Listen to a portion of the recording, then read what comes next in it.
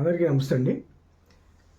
నేను ముఖ్యంగా పంచాయతీరాజ్ వ్యవస్థ మీద చేస్తున్నటువంటి వీడియోలు సాధ్యమైనంత వరకు పంచాయతీరాజ్ చట్టానికి సంబంధించినటువంటి ఇన్ఫర్మేషన్ని క్షేత్రస్థాయిలో ఉండేటువంటి మన ఉద్యోగులందరికీ అందించాలనేటువంటి ఉద్దేశంతోనే చేస్తున్నటువంటి ప్రయత్నంగా భావించండి. ఎందుకంటే క్షేత్రస్థాయిలో మనకు ఉండేటువంటి పని ఒత్తిడి చాలా విపరీతమైనటువంటి కాలం మనం ఈ పని కోసం ఉపయోగించాల్సి ఉంటుంది. ఈ ఉద్యోగ నిర్వహణలో భాగంగా మనం చేయాల్సినటువంటి చట్టపరమైనటువంటి పనులను చేయడానికి అవసరమైనటువంటి సెక్షన్స్, జీవోలు, మెమోసు, రకరకాల ఆర్టికల్స్ వీటన్నిటిని కూడా ఏకకాలంలో ఒక దగ్గరికి చేర్చుకొని మనం వాటి మీద పూర్తి స్థాయి అవగాహన ఏర్పాటు చేసుకునేటువంటి అవకాశం చాలా తక్కువగా ఉంటుంది అక్కడ ఉన్నటువంటి బిజీ పరిస్థితుల వల్ల. సో అటువంటి సందర్భాలలో ఆ యొక్క అంశాలకు సంబంధించినటువంటి సెక్షన్తో పాటు జీవోలు ఏమున్నాయి, ఆర్టికల్స్ ఏమున్నాయి, మెమోస్ ఏమున్నాయి, ప్రభుత్వం యొక్క ఆదేశాలు ఏమున్నాయి, ఒక ట్రైనింగ్ సెక్షన్లో పనిచేసినటువంటి వ్యక్తిగా నాకున్న అనుభవంతో నేను సేకరించినటువంటి ఆ యొక్క మెటీరియల్ తోటి మీ అందరికీ సాధ్యమైనంత వరకు వాటన్నిటిని చేరవేయాలి. ఆ అంశాలన్నింటినీ కూడా వాటి మీద మీకు అందరికీ కూడా ఆ ఇన్ఫర్మేషన్ అందించాలి అనేటువంటి ఉద్దేశంతో నేను పంచాయతీరాజ్కి సంబంధించినటువంటి ఈ యొక్క వీడియోలు చేస్తున్నాను. నేను చెప్పినటువంటి అంశాలే కాకుండా ఇంకా కొత్తగా అనేక మార్పులు జరుగుతూ ఉండొచ్చు, అప్గ్రేడేషన్ జరుగుతూ ఉండొచ్చు. వీటి తగ్గట్టుగా వాటిని కూడా మీరు యాడ్ చేసుకోవాల్సి ఉంటుంది. అలాగే నాకున్నటువంటి పరిధిలో నేను సాధించుకున్నటువంటి విజ్ఞానం పరిధిలోనే నేను మీ అందరికీ కూడా ఈ యొక్క అంశాన్ని వీడియో రూపంలో చెప్తూ ఉంటాను. వీటికి సంబంధించినటువంటి కొత్తగా అనేక అంశాలు మార్పులు జరుగుతూ ఉండొచ్చు. ఇంకా ఎంతో విజ్ఞానం ఈ చట్టంలో ఉంటుంది. సో వీటన్నిటిని కూడా మీరు యాడింగ్ అంశాలుగా తీసుకోండి. ముఖ్యంగా ప్రతి అంశాన్ని కూడా ఆ అంశానికి రిలేటెడ్గా ఉన్నటువంటి జీవోలు, సెక్షన్స్, ఆర్టికల్స్ అన్నీ మీకు ఒకసారి తెలియాలి అనేటువంటి ఒక ఇంట్రెస్ట్ తోటి నేను చేసినటువంటి ఈ ప్రయత్నాన్ని మీరందరూ కూడా స్వాగతిస్తారని కోరుకుంటూ thank you very much. Okay అండి, ఈ వీడియోలో ముఖ్యంగా గ్రామ పంచాయతీ యొక్క పరిపాలనలో భాగంగా భవన నిర్మాణ అనుమతులు ఎలా ఇవ్వాలి, అలాగే అందులో చూడవలసినటువంటి అంశాలు ఏమిటి అనే దాని మీద ఒకసారి మనం చూద్దాము. ముఖ్యంగా భవన నిర్మాణాలకి అనుమతి ఇచ్చే అంశంలో మనం ఏ విధంగా ఎటువంటి రూల్స్ పాటిస్తున్నాము అనే అంశాలు, అలాగే ఏ విధమైన రూల్స్ని మనం పాటించాలి, కొత్తగా వచ్చిన మార్పుల ఆధారంగా ఏ విధంగా నోటీసులు మనం ఇవ్వాల్సి ఉంటుంది, ఈ అంశాలన్నీ కూడా మనం ఒకసారి టెక్నికల్గా పరిపాలనా పరంగా చట్టపరంగా ఉన్నటువంటి అంశాలన్నీ కూడా మనం ఈ వీడియోలో చూద్దాం. ఇందులో ప్రధానంగా నేను ఈ వీడియో చేయడానికి కారణం ఏంటంటే, ఇప్పుడు 1994లో ఆంధ్రప్రదేశ్ పంచాయతీరాజ్ చట్టం వచ్చినప్పుడు భవన నిర్మాణాలకి వాటికి సంబంధించి ఒక సెక్షన్ ఉంది. సెక్షన్ 121 అనే ఒక సెక్షన్ ఉంది. సో ఈ 121 సెక్షన్ ద్వారా ఈ చట్టంలోని నియమ నిబంధనలు కానివ్వండి, బైలాలు ఉంటే బైలాలను అనుసరించి కానివ్వండి, ఏ చిన్న స్థలంలో కానీ భవన నిర్మాణము, పునర్నిర్మాణము, నవీకరణలు, అదనపు కట్టడాలు లేదా మార్పు చేర్పులు చేయరాదు. ఏంటి? గ్రామ పంచాయతీ యొక్క అనుమతి లేకుండా. నివేశ స్థలములను భవన ప్రదేశాలను ఉపయోగించడం లేదా అక్కడ నిర్మాణాలు, పునర్నిర్మాణాలు చేయరాదు. వీటికి గ్రామ పంచాయతీ అనుమతులు తప్పకుండా పొందవలసి ఉంటుంది అని ఈ సెక్షన్లో చెప్పడం జరిగింది. అలాగే ప్రభుత్వం అన్ని పంచాయతీల విషయంలో లేదా గ్రామ పంచాయతీల అనుమతితో ఒక ప్రత్యేక గ్రామ పంచాయతీ లేదా ఒక భాగమును కొన్ని భవనములు లేదా ఏదైనా తరగతికి చెందిన భవనములు మినహా లేదా చట్టంలో గల ఏదైనా నిబంధనలు లేదా బైలాల ప్రకారం చేయవలసి ఉంటుంది అంటూ ఈ సెక్షన్ చెప్పడం జరిగింది. అయితే 1994 తర్వాత ప్రస్తుతం 2025లో ఉన్నాము.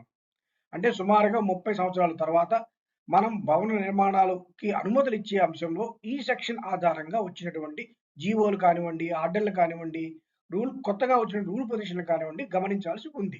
అంతేగాని చాలా వరకు 121 సెక్షన్ ప్రకారం అంటూ మనం పూర్తిగా ఒక సెక్షన్ మాత్రమే ఉటంకించడం జరుగుతుంది. దానివల్ల ఒక స్పష్టత అనేది క్షేత్రస్థాయిలో ఉండటం లేదు. కాబట్టి ఈ వీడియో ద్వారా మనం ఖచ్చితంగా ఎటువంటి అంశాలు ఉన్నాయి భవన నిర్మాణాలకి, గ్రామ పంచాయతీకి అనేటువంటి అన్ని అంశాలు మనం ఒకసారి చూసి తద్వారా ముందుకెళ్తాం. ఓకే, ఈ 121 సెక్షన్ ద్వారా గ్రామ పంచాయతీకి భవన నిర్మాణాలకు సంబంధించినటువంటి పర్మిషన్ ఇచ్చేటువంటి అధికారం సంక్రమించింది. సో దీంతో పాటు మనకి 2017లో మార్చి నెలలో జీవో నెంబర్ 119 వచ్చింది. అంటే ఇప్పుడు మీరు ఒక భవన నిర్మాణానికి అనుమతులు గ్రామ పంచాయతీ ఇవ్వాలంటే ఈ సెక్షన్తో పాటు ఈ జీవోలు, మార్పులన్నీ కూడా ముందు మనం తెలుసుకోవాల్సి ఉంది. సో ఈ 119 జీవో ఏం చెప్తుందంటే పంచాయతీ కార్యదర్శి మాస్టర్ ప్లాన్ అలాగే ఐఎల్యుపి మ్యాప్ ప్రకారం భూ వినియోగాన్ని ధృవీకరించాలి మరియు సైట్ నివాస వినియోగం లేదా వాణిజ్య ఉపయోగంలో మాత్రమే ఉందని నిర్ధారించాలి. ప్రతిపాదిత స్థలం గుండా ప్రతిపాదిత మాస్టర్ ప్లాన్ రోడ్డు ఐఏఎల్పి రోడ్డు వెళ్ళడం లేదని పంచాయతీ కార్యదర్శి ధృవీకరించాలి.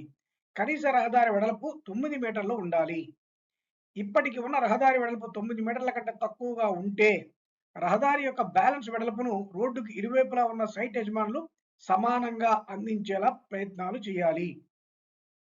సమర్పించిన ప్లాన్లో ప్రతిపాదించిన మాస్టర్ ప్లాన్ రోడ్డు విస్తరణ భాగం లేదా రోడ్డు వెడల్పు 900 మీటర్ల కంటే తక్కువ ఉంటే ఇక్కడ 900 మీటర్లు వచ్చింది కానీ 9 మీటర్ల కంటే తక్కువ ఉంటే రోడ్డు విస్తరణ బాధ్యత అఫిడవిట్లో 100 రూపాయల స్టాంప్ పేపర్ మీద మనం అఫిడవిట్ చేయిస్తాము. అలా ఉండేలాగా పంచాయతీ కార్యదర్శి చూపించాలి. భవన ప్రణాళికలో పేర్కొన్న అన్ని వైపులా సెట్ బ్యాక్స్ జీవో నంబర్ 119లోని టేబుల్ 17లో పేర్కొన్న సెట్ బ్యాక్స్ తో సరిపోయాయని పంచాయతీ కార్యదర్శి ధృవీకరించారు. అంటే 119 జీవో ద్వారా మనకు తెలిసిన అంశాలు ఏంటంటే ఒక భవన నిర్మాణానికి జరుగుతున్నప్పుడు ఆ స్థలాన్ని ఖచ్చితంగా అది అధికారపరమైనటువంటిది అలాగే అది లీగల్ పరమైన స్థలమే అని పంచాయతీ కార్యదర్శి గారు ధృవీకరించాల్సి ఉంటుంది.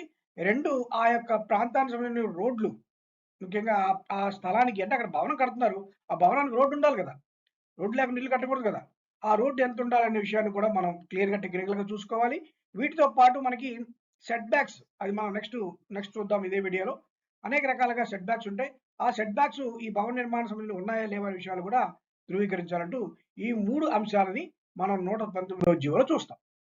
అయితే తర్వాత మనకి 2017 డిసెంబర్లోనే 443 అనేటువంటి ఒక జీవో మనకి రావడం జరిగింది. ఇది అర్బన్ డెవలప్మెంట్ డిపార్ట్మెంట్ వారి ద్వారా గ్రామకంఠం ప్రాంతాల్లో అనుమతించబడిన నివాస భవనాలకు 300 స్క్వేర్ మీటర్స్ విస్తీర్ణం వరకు మరియు 10 మీటర్ల ఎత్తు అంటే స్కిల్ట్ అంట మనం 10 మీటర్ల వరకు ఎత్తు వరకు అనుమతించబడిన ప్రాంతాలు, ఆమోదించబడిన లేఅవుట్ ప్లాట్లు మరియు క్రమబద్ధీకరించబడిన ఎల్ఆర్ఎస్ ప్లాట్లు, అనధికార నిర్మాణాలు, ఆమోదించబడిన ప్లాన్లకు అతిక్రమణలు మరియు అనధికార లేఅవుట్లపై అన్ని అనధికార అభివృద్ధిపై చర్య తీసుకోవడం గురించి తెలియజేసింది. అంటే మొత్తం ఓవరాల్గా ఉన్నటువంటి మనకు అవకాశాలు 300 స్క్వేర్ మీటర్స్ ఏంటి, 10 మీటర్స్ సిల్ట్ ఏంటి, ఇటువంటి అన్ని అంశాల మీద ఉన్నటువంటి అధికారాలు ఏమున్నాయి అనే అంశాలను కూడా 443 జీవో మనకు చెప్పడం జరిగింది. ఇకపోతే చాలా ఎక్కువగా ఇప్పుడు మనం చూసేటువంటి జీవో 67. సో ఈ జీవో నెంబర్ 67 ఏంటంటే దానికి సవరణగా వచ్చినటువంటి 274 పిఆర్ అండ్ ఆర్డి వారి 2007లో వచ్చినటువంటిది. ఈ రెండింటి ద్వారా ఏంటి ఆంధ్రప్రదేశ్ పంచాయరాజ్ చట్టం 1994 సెక్షన్ 268 సబ్సెక్షన్ 2 మరియు సబ్సెక్షన్ 1 యొక్క క్లాజ్ 17 ద్వారా అధికారములు ప్రకారం చేయబడినవి మరియు అప్పటికి ఉన్న ఆంధ్రప్రదేశ్ గ్రామ పంచాయతీ భవనాల నిబంధనలు 1972 జారీ చేయబడిన జీవో ఎంఎస్ నెంబర్ 377 పంచాయతీరాజ్ ఎస్ విభాగం తేదీ 12/10/1973 రద్దు చేస్తూ జీఓఎంఎస్ నెంబర్ 67 మరియు జీఓఎంఎస్ నెంబర్ 274లకు గవర్నర్ ఆఫ్ ఆంధ్రప్రదేశ్ వారిచే ఉత్తర్వులు జారీ చేస్తూ సంబంధిత భవనాలు ప్రదేశాలకు చెందిన నిబంధనలు పరిమితులను తెలియజేయడం అయినది. వీటిని ఆంధ్రప్రదేశ్ గ్రామ పంచాయతీ భూ అభివృద్ధి నిబంధనలు 2002 అంటారు. సో లేఅవుట్లు మరియు భవనాలకు చెందిన అనుమతులు, కొలతలు, అథారిటీ మొదలగు వాటన్నిటి కూడా మనం ఈ జీవోని అనుసరించవచ్చు. 67 నంబర్ జీవో. సో కొన్ని జీవోలని కొన్నిటిని రద్దు చేస్తూ సవరిస్తూ మనకి 67 అలాగే 274 జీవోలను ఆంధ్రప్రదేశ్ గవర్నర్ గారు ఇచ్చారు.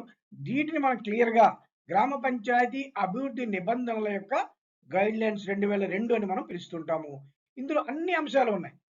ఇందులో అనేక అంశాలు దీంట్లో చెప్పడం జరిగింది. నేను మొత్తం జీవో అంతా ఈ వీడియోలో చెప్పలేను. ఈ జీవో అంతా మీరు చూసుకోండి. కొన్ని ఉదాహరణకి నేను కొన్ని 2-3 అంశాలు చెప్తాను. ఉదాహరణకి మనం ఇందులో ఒక భవనం కడుతున్నప్పుడు దాని ఎత్తు ఎంత ఉండాలి అనేటువంటి అంశం ఉంది. సో ఇక్కడ ఏముంది గ్రామ కంఠంలో ఇదే 9 మీటర్లు లేదా గ్రౌండ్ +2 అంతస్తులు వరకు ఎత్తు ఉండాల్సి ఉంటుంది.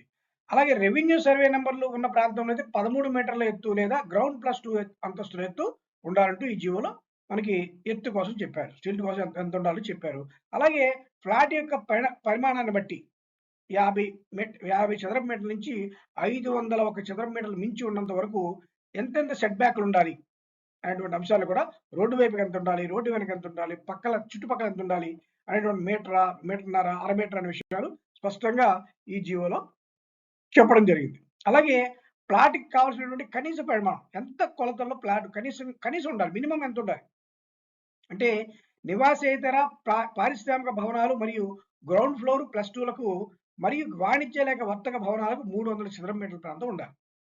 అలాగే నివాస సంబంధ అపార్ట్మెంట్లకు కావాల్సిన కనీస ప్లాట్ ఏరియా 335 చదరపు మీటర్లు ఉండాల్సి ఉంటుంది. సరే, అలాగే భవనాల్లోకి ప్రవేశించడానికి వీలుగా, అంటే ఒక భవనం ఇచ్చాము, భవనంలోకి ప్రవేశించడానికి ఎటువంటి అవకాశాలు ఉంటాయి? ఏమీ లేకుండా భవనం చుట్టూ భవనాలు ఉంటే మధ్యలో భవనం కట్టలేం కదా! వెళ్ళడానికి దారి ఉండాలి కదా! అటువంటప్పుడు ఏముండాలి? కనీసం ఉండవలసిన అప్రోచ్ రోడ్డు గ్రామ కంఠంలోనికి ప్రవేశించుటకు వీలైన దారి సెటిల్మెంట్ ప్రాంతం 3.6 మీటర్లు ఉండవలెను. కనీస అప్రోచ్ రోడ్డు ప్రవేశించిన వీలుగా సెటిల్మెంట్ ప్రాంతం ఉండే బయట గల ప్రాంతంలో అయితే కనీసం 10 మీటర్లు ఉండాలి. కనీస అప్రోచ్ రోడ్డు నివాస ప్రాంతంలోకి ప్రవేశించేందుకు అన్ని నివాసేతర భవనాల యొక్క ఎత్తు 8, 18, లేదా 9 మీటర్ల ఎత్తుగా ఉండవలెను. ఇటువంటి అనేక అంశాలు ఎగ్జాంపుల్స్‌గా నేను మీకు చెప్తున్నాను. 67 జీవోలో చాలా డీటెయిల్డ్‌గా ఈ అంశాలన్నీ చెప్పడం జరిగింది. కాబట్టి మనం ముందుగా గ్రామ పంచాయతీలో భవన నిర్మాణాలకి 67 నెంబర్ జీవో ఖచ్చితంగా పరిశీలించాల్సి ఉంటుంది. దీని తర్వాత అలాగే ఇందులో కూడా ఇంకో పాయింట్, పార్కింగ్ ఎంత ప్లేస్ ఉండాలి? ఇక్కడ డీటెయిల్‌గా 2 ఇచ్చారు. నివాస భవనాలు, హోటల్స్, రెస్టారెంట్లు అయితే మొత్తం నిర్మాణం జరిగిన స్థలంలో 20% ఉండాలి. నిర్మాణం కాకుండా పార్కింగ్ చుట్టూ ఉన్న పోర్టికో, సెట్ బ్యాక్స్ అంతా కలిపి కాదు. నిర్మాణం జరిగిన స్థలంలో 20% పార్కింగ్ కేటాయించాలి. అలాగే ఆసుపత్రులు, సంస్థాగత భవనాలు, పారిశ్రామిక భవనాలు, పాఠశాలలో మాత్రం 10% ఖచ్చితంగా మనం పార్కింగ్ చూపించాలి. సో ఇటువంటి అంశాలన్నీ కూడా చాలా వరకు 67లో మనకి లభిస్తాయి. ఇకపోతే జీఓఎంఎస్ నెంబర్ 5 అనేది 2025లో మనకి ఒకటో నెలలో వచ్చింది. దీంట్లో ఒక క్లారిటీ ఇచ్చారు. అంటే ఎంతవరకు ఎవరు ఇవ్వాలి, గ్రామ పంచాయతీ ఎంతవరకు భవనాలకు అనుమతి ఇవ్వాలి, అలాగే అర్బన్ అథారిటీ ఎంతవరకు ఇవ్వాలి, ఇలాంటి అంశాలు ఇచ్చారు. అందులో మనకి ఒక పాయింట్ ఏంటంటే, ఇక్కడ మనకు పక్కన నేను ఒక పటం కూడా చూపిస్తున్నాను. ఇందులో మనకి క్లియర్‌గా ఏమి ఇచ్చారు? 300 నివాసానికి సంబంధించినటువంటి 300 స్క్వేర్ మీటర్స్ వరకు మాత్రమే గ్రామ పంచాయతీ తను భవనానికి అనుమతిని ఇవ్వగలుగుతుంది. అంటే 300 స్క్వేర్ మీటర్స్ కంటే పైబడిన వాటికి కూడా గ్రామ పంచాయతీ అనుమతి ఇవ్వదు. అర్బన్ డెవలప్మెంట్ అథారిటీ వారే ఇస్తారు. సో 300 స్క్వేర్ మీటర్స్ లోపు ఉండాలి. అవి కేవలం నివాసానికి మాత్రం ఉపయోగించి ఇళ్లకు మాత్రమే. మళ్ళీ కమర్షియల్ వాడికి 300 స్క్వేర్ మీటర్ లోపల కూడా మనం ఇవ్వం, గ్రామ పంచాయతీ ఇవ్వదు. సో ఈ విధంగా ప్రతి వాళ్ళు ఖచ్చితంగా ఎవరెవరు ఎంతవరకు వాటికి పర్మిషన్ ఇవ్వాలి, ఎన్ని స్క్వేర్ మీటర్స్ వరకు పర్మిషన్స్ ఇవ్వాల్సి ఉంటుంది. అలాగే వాటికి సంబంధించినటువంటి ఎవరెవరు దీనికి సంబంధించినటువంటి యాక్షన్ అథారిటీ, అంటే ఒకవేళ పర్మిషన్ తీసుకోలేదు, కడుతున్నారు, ఇటువంటి విషయాలు ఎవరెవరు యాక్షన్ అథారిటీ ఉంటారు, అలాంటి అంశాలు కూడా మనకి జియో నెంబర్ 5లో స్పష్టంగా ఇవ్వడం జరిగింది. దీంతో పాటు ముఖ్యంగా అంటే ఇప్పుడు చాలా వరకు 300 స్క్వేర్ మీటర్స్ పైబడినవన్నీ కూడా గ్రామ పంచాయతీలో ఉన్నప్పటికీ కూడా అర్బన్ డెవలప్మెంట్ అథారిటీ వారే పర్మిషన్ ఇస్తున్నారు. కాబట్టి ఖచ్చితంగా అనేక విషయాలు అర్బన్ డెవలప్మెంట్ అథారిటీ వారి యొక్క ఆంధ్రప్రదేశ్ వారి యొక్క ఆర్డినెన్స్ నెంబర్ ఉంది. ఆర్డినెన్స్ నెంబర్ 1 2025 ప్రకారం అది సవరించబడినటువంటిది ఉంది. దీనికి ఏంటంటే ముఖ్యంగా మనం వీరి యొక్క జియో నెంబర్ అప్పుడు జియో నెంబర్ 443 వీళ్ళు రద్దు చేయడం కూడా జరిగింది. సో దీన్ని రద్దు చేస్తూ ఆంధ్రప్రదేశ్ మెట్రోపాలిటన్ ప్రాంతం మరియు పట్టణాభివృద్ధి ఆస్తుల చట్టం 2016 చేశారు. ఇందులో కొన్ని సెక్షన్స్ ఉన్నాయి. నేను ఇక్కడ కొన్ని చెప్పాను, చాలా సెక్షన్స్ ఉన్నాయి. ముఖ్యంగా 82, 80, 84, 90, 100, 112, 124, 126, 129, 133, 134 ఇలా అనేక సెక్షన్స్ ఒక భవన నిర్మాణానికి సంబంధించి ఎటువంటి అనుమతులు ఇచ్చే ముందు ఎటువంటి అంశాలు చూడాలి, అది అభివృద్ధి జరిగిన ప్రాంతమా కాదా చూడాలి, అలాగే ఆ ప్రాంతంలో ఉండేటువంటి ఎటువంటి అంశాలను మనం అనుమతులు ఇవ్వాల్సి ఉంటుంది, పనిష్మెంట్లు ఏంటి, జరిమానాలు ఏంటి, ఏ విధంగా ఆపించాలి అనధికారికంగా కడుతుంటే, ఇటువంటి అంశాలన్నీ కూడా మనకి ఆంధ్రప్రదేశ్ మెట్రోపాలిటన్ ప్రాంతం మరియు పట్టణాభివృద్ధి సంస్థల చట్టం 2026లో ఇవ్వడం జరిగింది. సో ఈ చట్టంలో చూసుకుంటున్నప్పుడు మనకి అనేక విషయాలు ఉన్నాయి. డీటెయిల్గా చట్టం అంతా మీరు చూసుకోవచ్చు. నేను కొన్ని పాయింట్ చెప్తాను. ఉదాహరణకి అందులో సెక్షన్ 18 ఏముంటుంది? అభివృద్ధి పనులకి అనుమతి తప్పనిసరిగా ఇవ్వాలి. ఒకవేళ మనం ఇస్తుంది అభివృద్ధి పని అయితే, ప్రభుత్వం చేసే అభివృద్ధి పని జరుగుతుంది, ఎవరు దాన్ని అడ్డుకోవడానికి అవకాశం లేదు, తప్పనిసరిగా అనుమతి ఇవ్వాలి.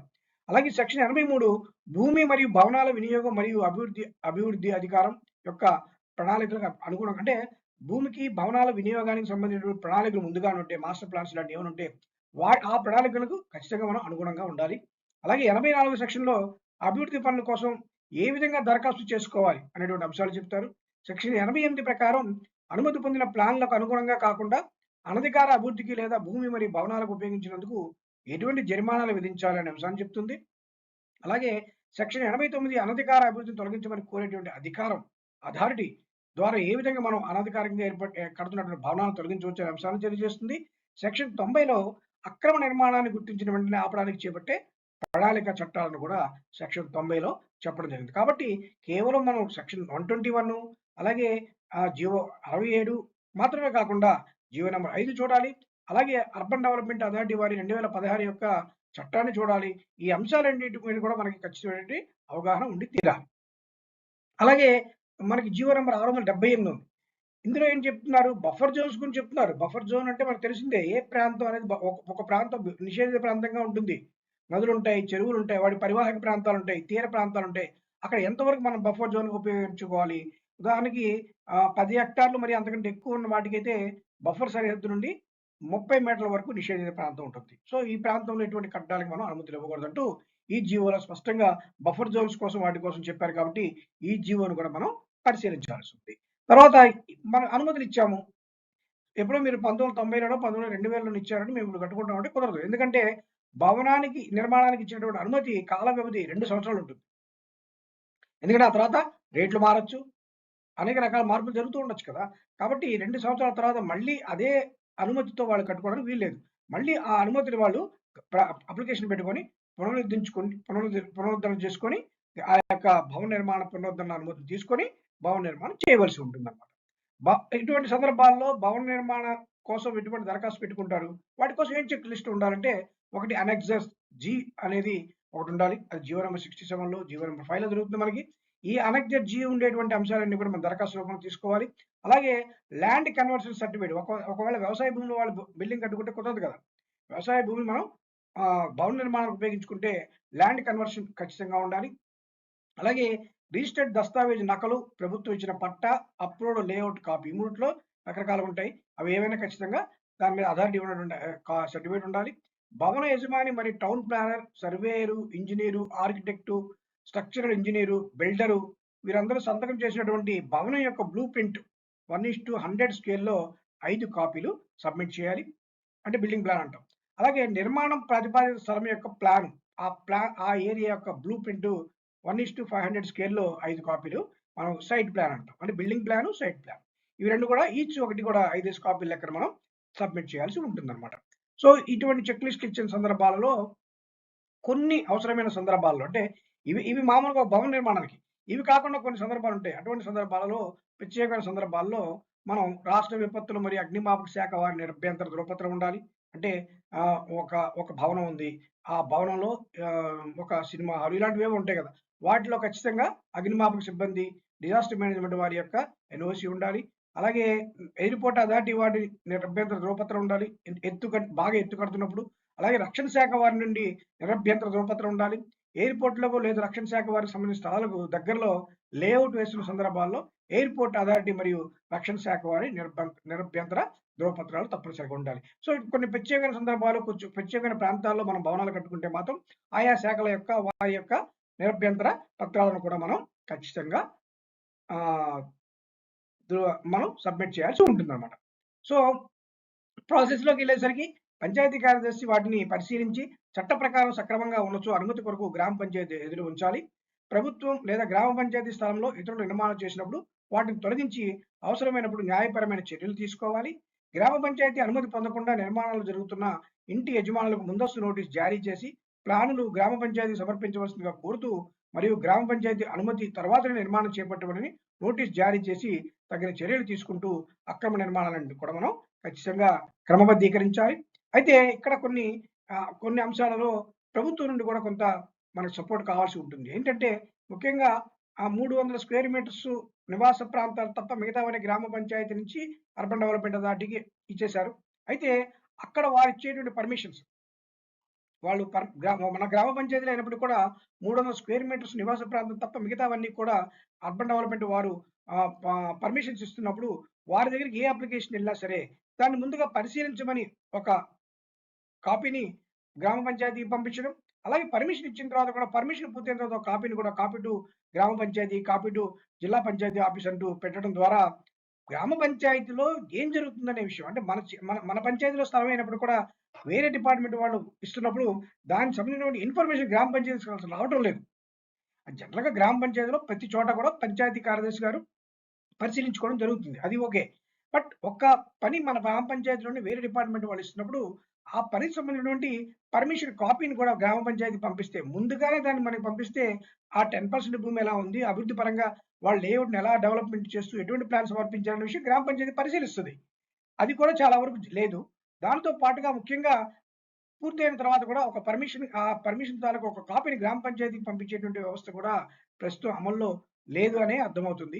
కాబట్టి ఈ ప్రభుత్వం ఈ విషయంలో చ ఆహ్, అర్బన్ డెవలప్‌మెంట్ అథారిటీ వారందరితోటి ఏ గ్రామ పంచాయతీ పరిధిలో అయితే ఒక ఒక దరఖాస్తు వచ్చిందో భవన నిర్మాణం కోసం, ఆ దరఖాస్తుని ముందుగా పరిశీలించమని గ్రామ పంచాయతీకి పంపించి వారి యొక్క పర్యవేక్షణలో దాని మీద ఉన్నటువంటి అంశాలను పరిశీలించి పంపించే విధంగా ఒకటి.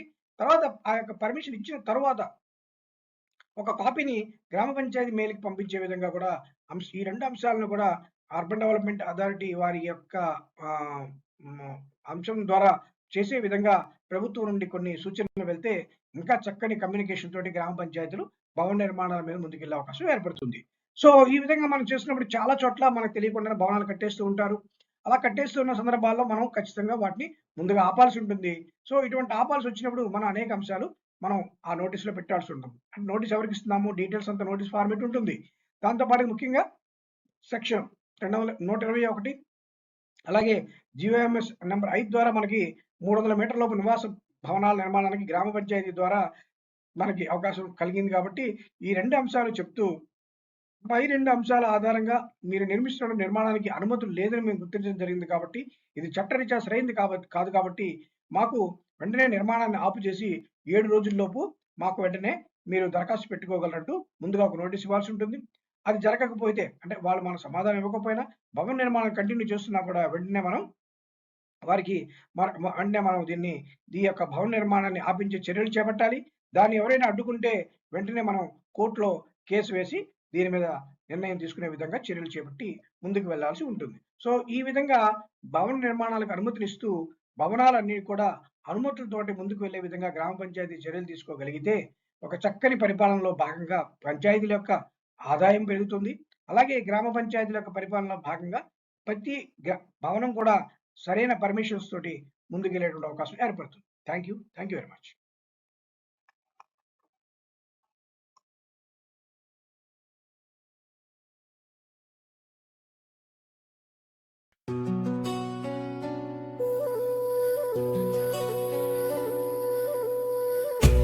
Yeah.